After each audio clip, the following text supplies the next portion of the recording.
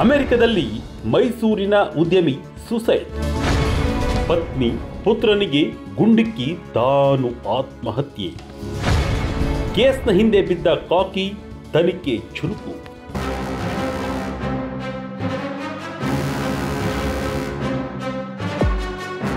ಇತ್ತೀಚೆಗೆ ಭಾರತೀಯರು ವಿದೇಶದಲ್ಲಿ ಸೂಸೈಡ್ ಮಾಡಿಕೊಳ್ಳುತ್ತಿರುವ ಪ್ರಕರಣಗಳು ಜಾಸ್ತಿಯಾಗುತ್ತಿದ್ದು, ಅಮೆರಿಕದಲ್ಲಿ ಮೈಸೂರು ಮೂಲದ ಉದ್ಯಮಿಯೊಬ್ಬರು ಸೂಸೈಡ್ ಮಾಡಿಕೊಂಡಿದ್ದಾರೆ. ಹೌದು, ಮೈಸೂರಿನ ಹರ್ಷವರ್ಧನ ಕಿಕ್ಕೇರಿ ಎಂಬುವವರು ಅಮೆರಿಕದ ವಾಷಿಂಗ್ಟನ್ ಬಳಿಯ ನ್ಯೂ ಕ್ಯಾಸಲ್ನಲ್ಲಿ ತಮ್ಮ ಪತ್ನಿ ಶ್ವೇತಾ ಮತ್ತು 14 ವರ್ಷದ ಮಗನನ್ನ ಗುಂಡಿಕ್ಕಿ ಕೊಂದಿದ್ದಾರೆ. ಬಳಿಕ ತಾವು ಕೂಡ ಆತ್ಮಹತ್ಯೆ ಮಾಡಿಕೊಂಡಿದ್ದಾರೆ. ಈ ಘಟನೆ ನಡೆದಿದ್ದು ಏಪ್ರಿಲ್ 2ರಂದು. ದಂಪತಿಯ ಕಿರಿಯ ಮಗ ಘಟನೆ ನಡೆದಾಗ ಮನೆಯಲ್ಲಿ ಇರಲಿಲ್ಲ. ಹೀಗಾಗಿ ಆತ ಸಾವಿನ ದವಡೆಯಿಂದ ಬಚಾವಾಗಿದ್ದಾನೆ. ಕೊಲೆಗೆ ನಿಖರ ಕಾರಣ ತಿಳಿದು ಬಂದಿಲ್ಲ. ಪೊಲೀಸರು ತನಿಖೆಯನ್ನ ಚುರುಕುಗೊಳಿಸಿದ್ದಾರೆ.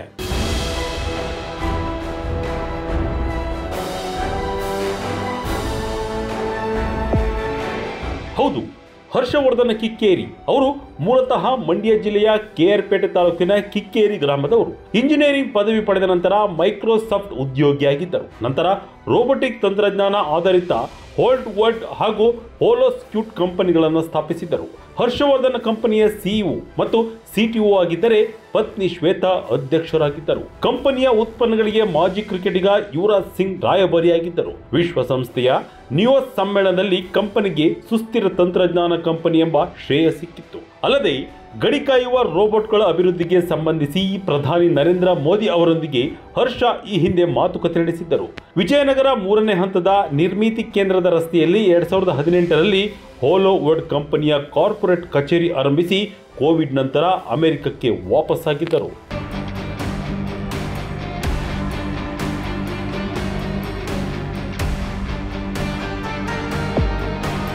ಈ ಪ್ರಕರಣವನ್ನ ಪೊಲೀಸರು ಕೊಲೆ ಹಾಗೂ ಆತ್ಮಹತ್ಯೆ ಎಂದು ಶಂಕಿಸಿದ್ದಾರೆ. ಆದಾಗ್ಯೂ ಈ ಘಟನೆಯ ಹಿಂದಿರುವ ನಿಖರವಾದ ಕಾರಣವನ್ನು ತಿಳಿಯಲು ಪೊಲೀಸರು ತನಿಖೆಯನ್ನ ಮಾಡುತ್ತಿದ್ದಾರೆ ಎಂದು ಕಿಂಗ್ ಕೌಂಟಿ ಪೊಲೀಸರು ತಿಳಿಸಿದ್ದಾರೆ. ಇನ್ನು ಘಟನೆ ಬಗ್ಗೆ ಕಿಂಗ್ ಕೌಂಟಿ ಶೆರೀಫ್ ವಕ್ತಾರ ಬ್ರಾಂಡಿನ್ ಹಲ್ ಪ್ರತಿಕ್ರಿಯಿಸಿದ್ದು, ಮನೆಯ ಕಿಟಕಿಯಲ್ಲಿ ರಕ್ತದ ಕಲೆಗಳು, ಬೀದಿಯಲ್ಲಿ ಒಂದು ಗುಂಡು ಮತ್ತು 3 ಮೃತದೇಹಗಳು ಪತ್ತೆಯಾಗಿವೆ ಎಂದು ತಿಳಿಸಿದ್ದಾರೆ. ಮೈಸೂರಿನಲ್ಲಿರುವ ಕುಟುಂಬದ ಸ್ನೇಹಿತರೊಬ್ಬರು ಈ ಸುದ್ದಿಯನ್ನ ಖಚಿತಪಡಿಸಿದ್ದಾರೆ. ಘಟನೆ ಬಳಿಕ ಮೃತ ಹರ್ಷವರ್ಧನ್ ಅವರ ತಾಯಿ ಗಿರಿಜಾ ಅಮೆರಿಕಕ್ಕೆ ತೆರಳಿದ್ದಾರೆ.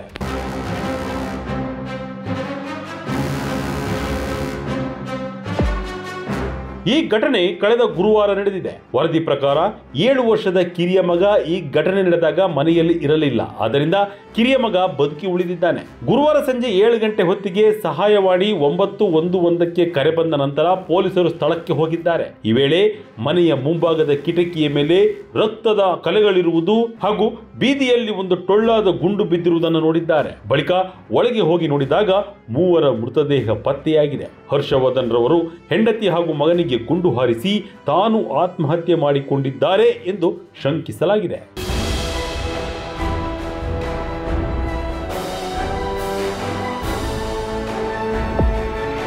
ಕುಟುಂಬದ ಸ್ನೇಹಿತರ ಪ್ರಕಾರ ಹರ್ಷವರ್ಧನ್ ರವರು 2022ರಿಂದ ಮೈಸೂರಿಗೆ ಭೇಟಿ ನೀಡಿಲ್ಲ. ಅವರ ಅಣ್ಣ ಚೇತನ್ ಕೂಡ ಅಮೆರಿಕದಲ್ಲಿದ್ದು ಇತ್ತೀಚೆಗಷ್ಟೇ ಮೈಸೂರಿಗೆ ವಾಪಸ್ಸಾಗಿದ್ದರು. ಮೃತ ಹರ್ಷವರ್ಧನ್ ರವರ ತಂದೆ ಡಾಕ್ಟರ್ ಕಿಕ್ಕೇರಿ ನಾರಾಯಣ್ ರವರು ಪ್ರಸಿದ್ಧ ಭಾಷಾ ತಜ್ಞ ಮತ್ತು ಪ್ರಗತಿಪರ ಹೋರಾಟಗಾರರಾಗಿದ್ದರು. ಪೊಲೀಸರು ಈ ಕೊಲೆಗೆ ಕಾರಣವನ್ನ ಇನ್ನೂ ಬಹಿರಂಗಪಡಿಸಿಲ್ಲ. ಇದು ಕೊಲೆ, ಆತ್ಮಹತ್ಯೆ ಪ್ರಕರಣವೇ ಎಂಬುದನ್ನ ಖಚಿತಪಡಿಸಲು ನಿರಾಕರಿಸಿದ್ದಾರೆ. ಆದರೆ ದಿ ಸಿಯಾಟಲ್ ಟೈಮ್ಸ್ ವರದಿಯ ಪ್ರಕಾರ ಮರಣೋತ್ತರ ಪರೀಕ್ಷೆ ನಡೆಸಿದ ವೈದ್ಯರು ಶ್ವೇತಾ ಮತ್ತು ಮಗನ ಸಾವನ್ನ ಕೊಲೆ ಎಂದು ಮತ್ತು ಹರ್ಷವರ್ಧನ್ ಅವರ ಸಾವನ್ನು ಆತ್ಮಹತ್ಯೆ ಎಂದು ಪರಿಗಣಿಸಿದ್ದಾರೆ ಎನ್ನಲಾಗಿದೆ. ಒಟ್ಟಿನಲ್ಲಿ ಪೊಲೀಸರ ತನಿಖೆಯ ನಂತರ ಸತ್ಯ ಹೊರಬೀಳಲಿದೆ.